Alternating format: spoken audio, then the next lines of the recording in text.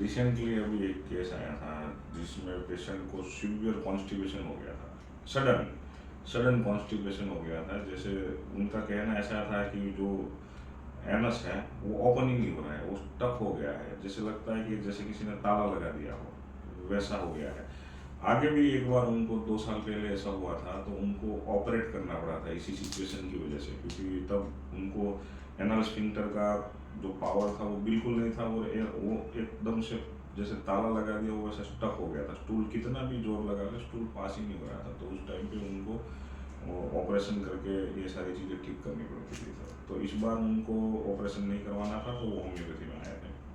तो इस बार इनको क्या तकलीफ थी कि स्टूल 2 दिन से बिल्कुल पास नहीं हो रहा था। उन्होंने दल्कोलेक्स टैबलेट ली थी परगेटिव, उसमें एनिमा भी ले चुके थे, और वो आयुर्वेदिक चूर्ण काटी वगैरह सब ले चुके थे, लेकिन 2 दिन से स्टूल पास नहीं हो रहा था। और एक दिन से तो वो फास्टिंग पे ही थे, और उनको ये सिम्टम्स ऐसे थे कि जैसे पूरा ये पेल्विस का पोर्शन और टॉयलेट का पूरा जो पार्ट है वो एकदम भर चुका है और काफ़ी हैवी हो गया है, भारीपन महसूस हो रहा था।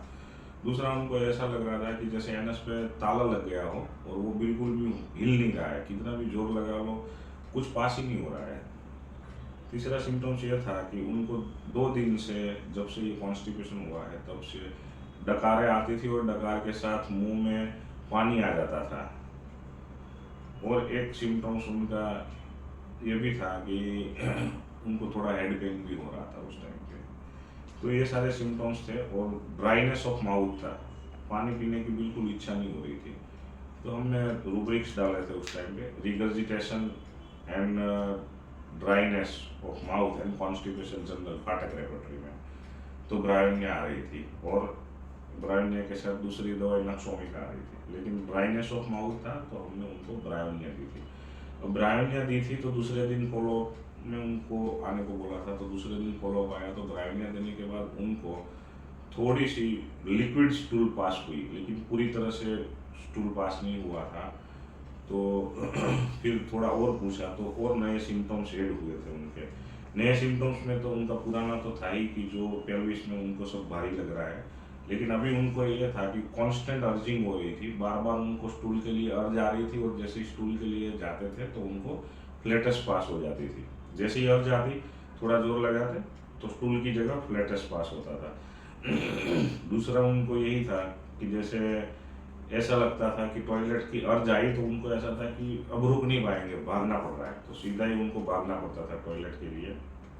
और जब भी टॉयलेट में बैठते थे तो उनको गैस पास हो जाती थी, और वो एनस पे ताला लगा है वो तो था, और उनको काफ़ी जोर लगाना पड़ता था। और ब्रायोनिया के बाद उनको सिर्फ 2 बार ही लिक्विड स्टूल पास हुआ था, फिर उन्होंने वापस एक एनीमिया लिया, फिर भी कोई स्टूल पास नहीं हुई।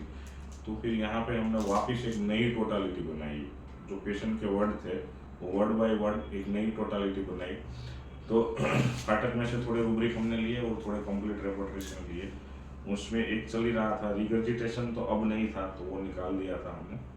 दूसरे जो नए सिम्टम्स आए थे कि स्टूल, हाँ, और उनको जैसे अभी जाते थे तो बैठते थे, थोड़ा जोर लगाते थे तो काफ़ी बार ऐसा होता था कि थोड़ा सा लिक्विड स्टूल एक पिचकारी की तरह निकल जाता था। पेशेंट के वर्ड ऐसे है कि जैसे एक पिचकारी निकली, बस हो गया, फिनिश्ड। तो उसमें से हमने लिया था कि स्टूल गर्गल्स पॉप्स आउट, जैसे ही।